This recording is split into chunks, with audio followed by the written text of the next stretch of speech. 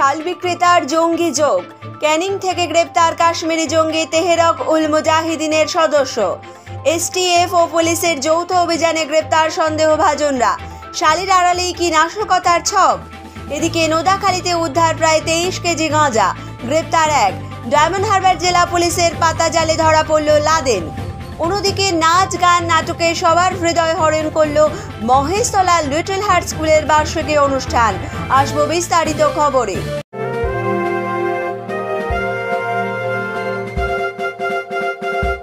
এরা পোশাকের ঠিকানা তো একটাই, রামকৃষ্ণের 1 থেকে 4 তলাটায়। উত্তর বজবজে রাত্রিবাস করার সমস্যার সমাধানে অত্যন্ত সুলভে ঘর আর অ্যাটাচ বাথরুম সহ ঘোষবিলা। বিভিন্ন অনুষ্ঠানে ব্যাংকুয়েট হল ভাড়া দেওয়া হয়। যোগাযোগ 9231433706। শাল বিক্রেতার সাথে থাকা এক জঙ্গিকে ক্যানিং থেকে গ্রেপ্তার করল পুলিশ। কাশ্মীরের শ্রীনগরে তানপুরার বাসিন্দা এই জঙ্গির নাম জাভেদ মুন্সি বলে জানিয়েছে পুলিশ। স্থানীয় পুলিশ সূত্রে ক্যানিংয়ের দিঘিপাড়ে হাসপাতাল পাড়া সংলগ্ন মোনাব্বর পিয়াদা নামে এক ব্যক্তির বাড়িতে ঘর ভাড়া নিয়েছিল জম্মু কাশ্মীরের অভিযুক্ত এই শাল বিক্রেতা। এবছর ওই বাড়িটি নিয়ে মাসখানেক ধরে ভাড়া বাড়িতেই থাকছিলেন শালওয়ালা গোলাম মোহাম্মদ। সঙ্গে থাকতেন তার স্ত্রী তবসুম বিবি। শুক্রবার তাদের বাড়িতে আসেন এক যুবক, যাকে গোলামের দূর সম্পর্কের আত্মীয় বলেই জানতেন স্থানীয়রা। বহু পুরনো লোক বলে সবার সন্দেহের ঊর্ধ্বেই থাকতেন গোলামের পরিবার। ইতিমধ্যেই ওই শাল বিক্রেতাকে গ্রেপ্তার করেছে পুলিশ। জানা গেছে শনিবার গভীর রাতে কলকাতা পুলিশ, এসটিএফ এবং ক্যানিং থানার পুলিশ যৌথভাবে তল্লাশি অভিযান শুরু করে ক্যানিংয়ের ওই বাড়িতে। সেখানেই গ্রেপ্তার করা হয় ওই জঙ্গিকে। পাশাপাশি বাড়ির মালিককেও গ্রেপ্তার করেছে পুলিশ। যদিও তাঁর পরিবারের সদস্যদের দাবি, প্রত্যেক মাসে 5,500 টাকা ভাড়ায় 7 মাস থাকা চুক্তি করেছিল গোলাম। 2 মাসের টাকা অগ্রিমও দিয়েছিল।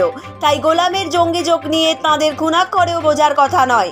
প্রশ্ন উঠছে, তাহলে শাল বিক্রির আড়ালেই কি মানুষের আস্থা কুড়িয়ে তলে তলে চলছিল কোনো নাশকতার ছক?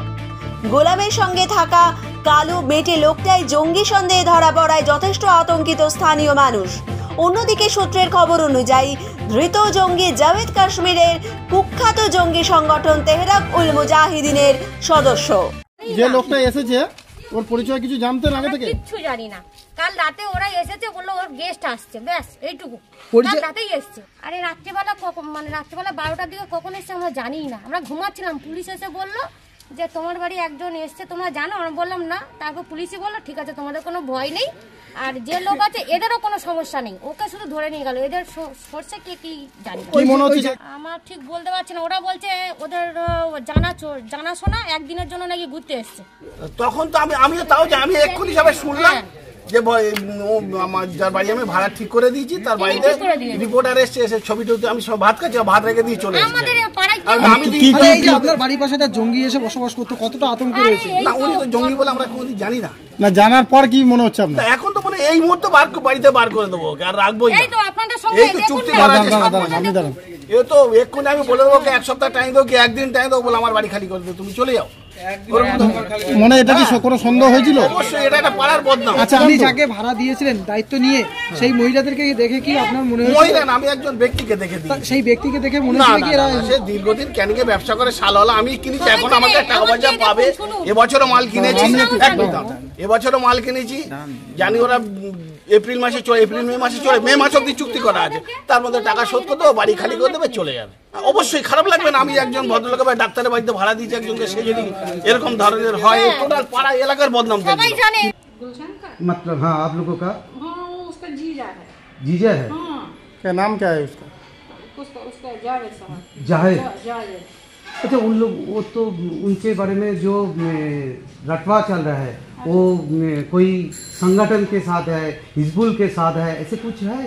वो कोई कुछ पता नहीं। उसको तो 25 साल हो गए शादी को हमारी ननद के साथ। हमको तो कुछ पता नहीं था, हम क्या बोले। इधर किस लिए आए थे आप लोगों को घर में? ऐसे ही वो आ गया तो हमें सोचे जीजा है इसका, तो फिर उसी में उसको बोला, उसको ले लिया, वो कश्मीर उसको ले लिया। कितने दिन से यहाँ पे रहा है? कुछ नहीं, जिस दिन आया उसी दिन उसको बोल के ले। बांग्लादेश जाने का कोई इरादा था? नहीं था कोई बांग्लादेश जाने का?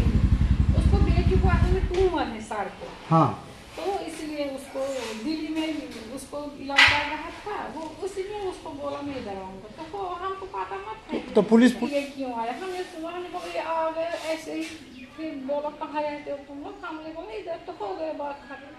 बोले बोला ठीक है आओ। নোদাখালী রানিয়া রোডের পাশে কুচাগদি কালীতলা থেকে উদ্ধার হলো প্রায় 23 কেজি গাঁজা।